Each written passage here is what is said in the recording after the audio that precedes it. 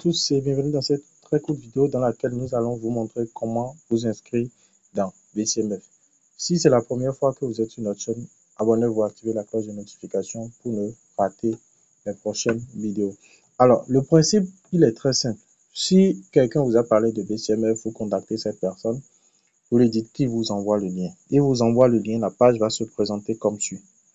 Je dis et je répète, la page se présente comme suit. Alors, le principe de base, c'est que dans le premier champ, vous devez mettre un identifiant. Je répète, le principe de base, c'est que dans le premier champ, vous devez mettre un identifiant. Et à ce niveau, vous devez vous assurer, je dis et je le répète, vous devez vous assurer que l'identifiant que vous mettiez est minimum, je le dis, 6 caractères. 6 caractères. Si par exemple, je suppose, je mets Ben, c'est 3 caractères. Ben, c'est pas suffisant. Donc, il faudrait que j'aille par exemple jusqu'à, quand par exemple, je mets Benoît, c'est 6 caractères. Maintenant, l'autre chose qu'il faudrait savoir, c'est que s'il y a déjà quelqu'un d'autre qui a déjà utilisé l'identifiant, c'est que quand vous allez renseigner, il va vous dire que l'identifiant, que le numéro, que l'identifiant a déjà été enregistré. Ça, c'est un. Maintenant, il est aussi interdit toujours au niveau de l'identifiant que vous mettiez. Vous voyez par exemple, tout à l'heure, j'ai mis Ben, mais avec la saisie automatique de Google, il a transformé le I en I avec accent. Les caractères spéciaux ne sont pas autorisés au niveau des identifiants. Ça, c'est un peu partout. Par exemple, quand vous mettez les R, les E, ainsi de suite, ce sont des trucs qui ne sont pas autorisés. Dans le même temps, tout ce qui est espace, par exemple, je mets peut-être grand Toto, par exemple. Ça, c'est pas acceptable. Pourquoi? Parce qu'il y a un espace entre mes écrits. Donc, déjà, ce que je vous recommande, c'est de mettre un identifiant le plus facile possible, que vous puissiez, un pseudo que vous allez utiliser, minimum 6 caractères, maximum 16 caractères. Une fois, supposons, je vais peut-être mettre French, voilà, vous voyez, et là, je définis un mot de passe. J'aurai à définir un mot de passe que je vais réécrire.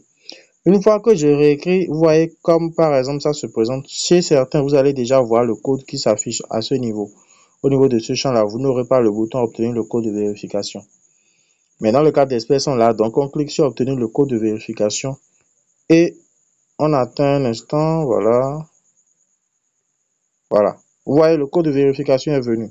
Donc du coup, on clique sur, on écrit le code 4895. Donc un instant, ça a changé, 8224, voilà. Et vous allez voir, généralement, celui qui vous a parrainé en vous envoyant son lien, il y a son code de parrainage qui va directement s'afficher là.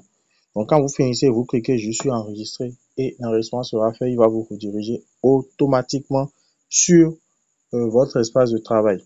Maintenant, ce qui est important de savoir, je le dis et je le répète, ce qui est important de savoir, c'est que quand vous faites cela, pour éviter les soucis, les désagréments après, notez l'identifiant et le mot de passe quelque part.